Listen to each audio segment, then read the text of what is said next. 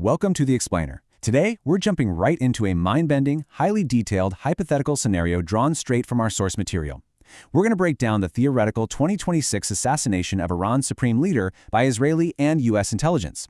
This Explainer is your minute-by-minute guide through a fascinating labyrinth of military strategy, deep-cover cyber espionage, and high-stakes geopolitical chess. It's all based entirely on the massive simulation presented in the source, and we're going to see exactly how intelligence agencies hypothetically orchestrated an operation of literally unprecedented scale. So, think about this number for a second, 36. For exactly 36 years, Ayatollah Khamenei has remained one of the most fiercely protected individuals on the face of the earth. To even conceptualize taking down a target of this magnitude, well, it wouldn't just be a strike. It would have to be an absolute logistical masterpiece, requiring literally decades of groundwork. It's almost hard to wrap your head around the amount of planning here, because for years, the strategy wasn't actually about the leader himself. It was about slowing down a nuclear program. But to really grasp the sheer audacity of this simulated strike, we first need to understand the absolute fortress built around him. Chapter 1. The Impossible Target. The source material paints a picture of a target so well defended it almost defies belief: Tehran's heavily fortified Pasture Street compound. Just look at the sheer density of this protection. It's kind of like a massive, heavily armed Russian nesting doll. The source maps out 3 overlapping rings of security, each manned by increasingly elite forces. At the outermost 500-meter radius, you've got the Wali A. Amr guards, and they report exclusively to the supreme leader. Tighten the circle to 350 meters, and you run into rapid reaction units standing ready to deploy at a second's notice. And if you somehow make it to the individual buildings, the Ansar al-Mahi secure every single doorway. It is a textbook, virtually impenetrable example of defense in depth. And the source brilliantly illustrates the duality of this place. It's really a tale of two fortresses. Above ground, you have this 30-acre site bristling with mobile phone jammers, active frequency detectors, and physical anti-drone nets. But if that didn't stop you, the sprawling 5-kilometer underground maze absolutely would. The main bunker is buried so deep into the earth that it requires an agonizing 5-minute elevator ride just to reach the bottom.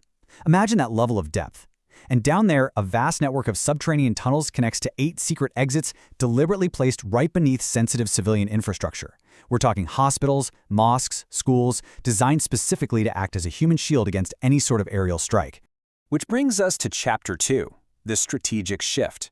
Because getting to the point of actually targeting this impenetrable compound meant flipping the entire intelligence playbook upside down.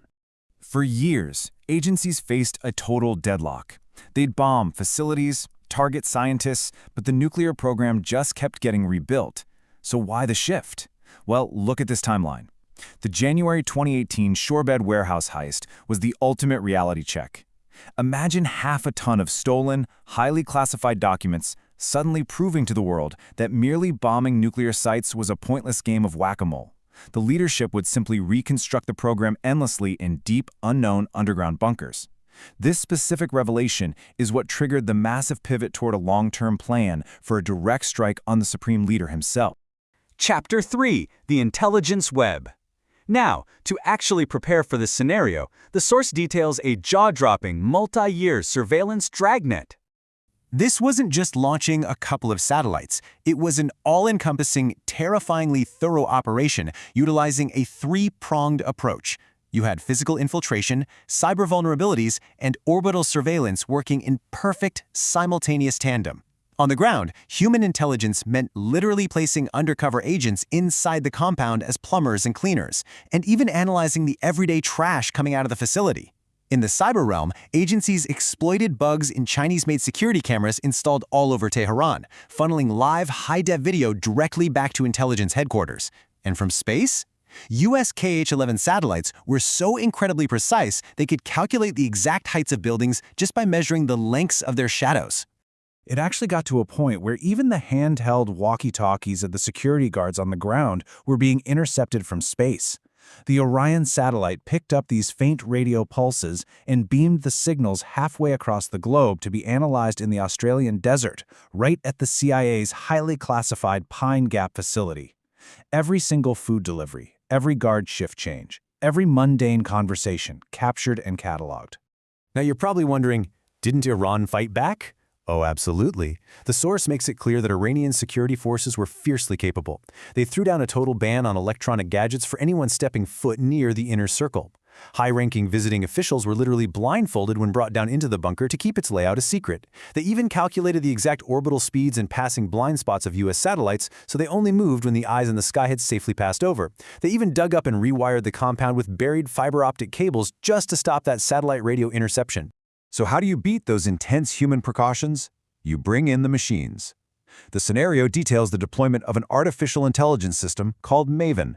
Operating with an insane 98.7% accuracy in its pattern predictions, this AI processed millions of data points, from hacked phone calls to thousands of hours of stolen video, to predict the leader's daily life patterns. It mapped out escape routes, shift changes, and get this, it even analyzed the Supreme Leader's exact walking style and minute body posture, specifically to differentiate him from a highly convincing body double. Chapter 4: The Geopolitical Catalyst. Because having the tactical tech to pull this off simply isn't enough on its own. An assassination of this magnitude risks a full-scale regional war, so total U.S. backing was a strict prerequisite. The simulation points to the 2024 U.S. elections and a subsequent hypothetical post by the newly elected president in the summer of 2025 as the ultimate catalyst. We know where he is, but for now, we won't kill him. With a new administration in place, the geopolitical pause was officially lifted. The timeline was locked in. The strike would absolutely happen in early 2026. And that brings us to Chapter 5, the final strike. After decades of intelligence gathering, a massive vulnerability finally presents itself. February 28, 2026.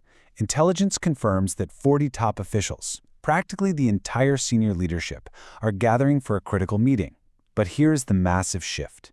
The meeting was moved from that deep underground bunker to the highly vulnerable above-ground compound. This was it. The golden opportunity they had been waiting years for. The operation is instantly greenlit. Watch this flawless domino effect unfold to completely paralyze Iran's air defenses. Step 1. Jam local mobile towers to cut off all compound communication. Step 2. Activate dormant malware that was embedded years ago into the supply chain of Iran's S-300 defense systems, instantly blanking out their radar. Step 3. Smuggled drones are launched from inside Iran to physically blow up those blinded radar batteries.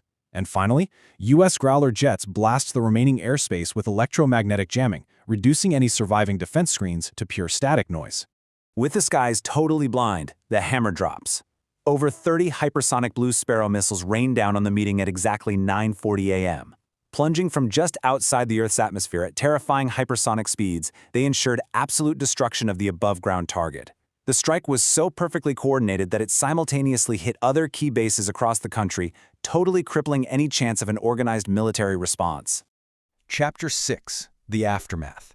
The hypothetical strike achieves its goal, instantly neutralizing the target. But what happens next?